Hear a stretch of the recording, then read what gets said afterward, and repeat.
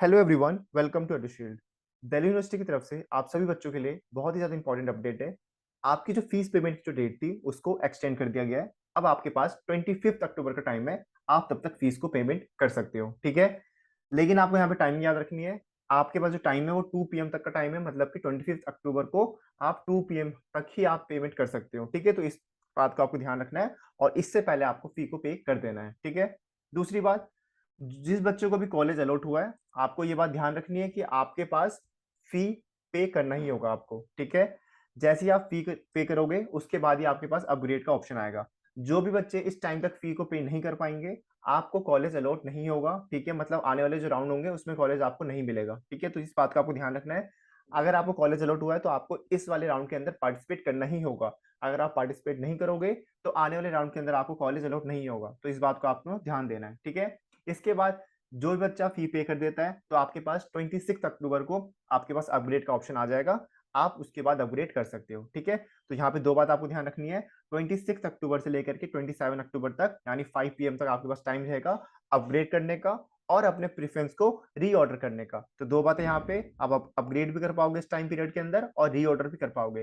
जिस बच्चे को भी लगता है कि उसने फर्स्ट राउंड के अंदर जो आपने प्रेफ़रेंस भरी थी, वो सही से नहीं भरी थी आपने, तो इस राउंड के अंदर आप चेंज कर सकते हो। 26 अक्टूबर से लेकर के आप 27 अक्टूबर 5 पीएम तक आप ये काम कर सकते हो, ठीक है? इसके बाद 26 अक्टूबर 10 एएम को आपके पास एक और चीज़ आई होगी, वो होगी आपकी वेकेंट सीट की लिस्ट, ठीक है? मतलब कॉलेज अपने जितनी भी सीट उनके पास खाली होगी, वो अपना डाटा आपको दिखा रहे होंगे, ठीक है? उनके वेबसाइट के अंदर। तो इस बात को भी आपने ध्यान रखना है।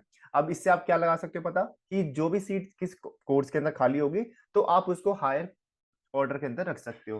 तो आप 26 अक्टूबर का वेट कर सकते हो कि पहले आप अपना वेकेंट सीट देख लो कि किस कोर्स के अंदर आपकी कितनी सीट बची हुई है कॉलेज के अंदर। उसके बाद अपनी आप रीऑर्डर कर सकते हो किसी भी प्रेफ़रेंस को, ठीक है? तो ये बात आपको ध्यान रखनी है।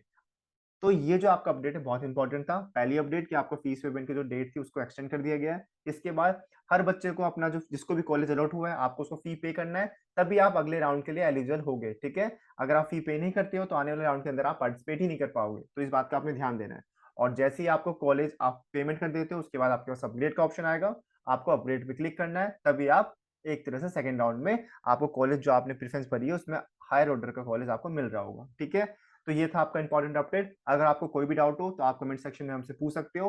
इसके साथ-साथ हमारे सोशल मीडिया हैंडल पे भी आप हमें फॉलो करके हमसे डाउट पूछ सकते हो। लिंक आपको सभी का डिस्क्रिप्शन बॉक्स में मिल जाएगा और मेक श्योर कि आप टेलीग्राम चैनल को भी ज़रूर जॉइन कर लो।